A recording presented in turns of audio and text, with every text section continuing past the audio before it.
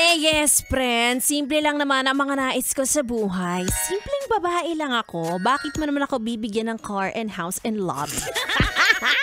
Sobrang OA ka naman dyan. Pero bigay yan. Sabi nga nila, di ba?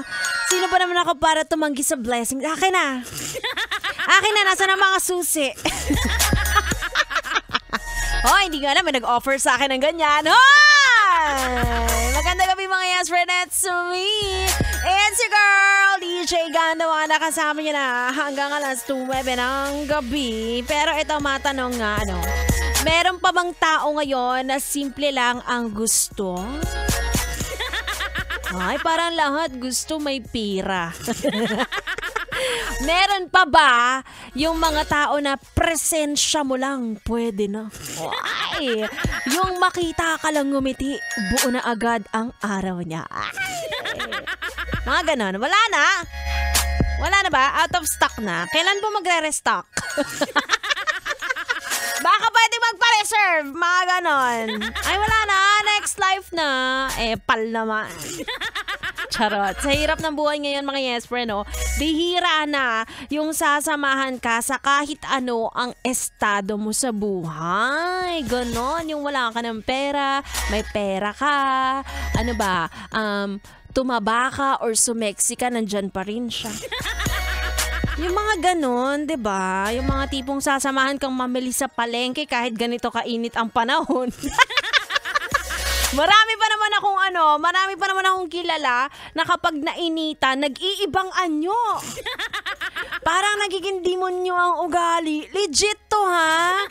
For sure, yung mga nakikinig sa akin ngayon, may mga kilala kayong ganyan. Meron ang pumasok sa isip ninyo. Alam niyo, minsan yung dyan nyo matitesting yung mga jowa nyo. Mahaba pa rin ba ang kanyang pasensya? Kahit ang init ay pumalo na sa 42 degrees Celsius. Diba? Baka gusto lang niya sa malamig na lugar para mayakap ka, mga ganon. Pero kapag pawis-pawis na, hindi ka na madikitan. Ay nako, anyway, kung ang babae ay dapat niyayaya sa swimming para makita raw ang tunay na itsura, yung mga lalaki naman, yayain yung mamasyal ng tanghali para lumabas ang ugali. Oo, madalas yan sa mga kalalakihan, yung hindi makatiis sa init.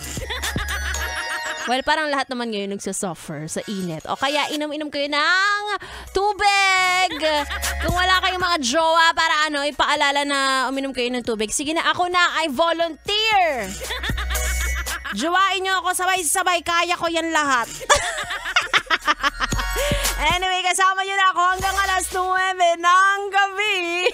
Sabi Diyos mabuhay. Sige, try nyo. Tuloy-tuloy ang ating tugtugan. Kayo ay nakatutok dito lang sa 101.1 Yes FM.